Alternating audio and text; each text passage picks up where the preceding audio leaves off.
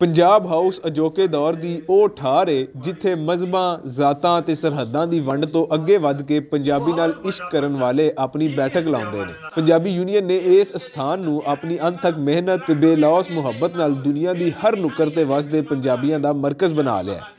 मैं लाहौर दे विच आके देखिया वा पंजाबी दी माँ बोली की बेहतरी के लिए मुदस्सर इकबाल भट्ट साहब जिहड़े हैगे आ जी उन्होंने पंजाब हाउस बनाया वा। उत्थे बहुत सारे ऐसे मैं किताबां देख के हैरान रह गया कि वो इन्नियां पंजाबी माँ बोली नूं समर्पित जिहड़ियां किताबां सांभी फिरदे आ।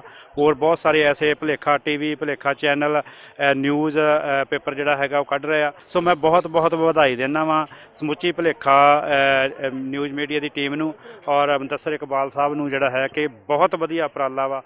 ਇਹਨਾਂ ਮੁਹੱਬਤਾਂ ਤੇ ਪੰਜਾਬੀ ਨਾਲ ਇਸ਼ਕ ਦੀ ਤਾਜ਼ਾ ਰਵਾਇਤ ਨੇ ਪੰਜਾਬੀ ਤਹਿਰੀਕ ਨੂੰ ਨਵੀਂ ਹਯਾਤੀ ਦੇ ਕੇ ਉਹ ਪੈਂਡਾ ਹੋਰ ਸੌਖਾ ਕਰ ਦਿੱਤਾ ਹੈ ਜਿਹੜਾ ਪੰਜਾਬੀ ਰਹਿਤਲ ਤੇ ਬੋਲੀ ਦੇ ਹੱਕਾਂ ਦੀ ਮੰਜ਼ਿਲ ਵੱਲ ਜਾਂਦਾ ਹੈ।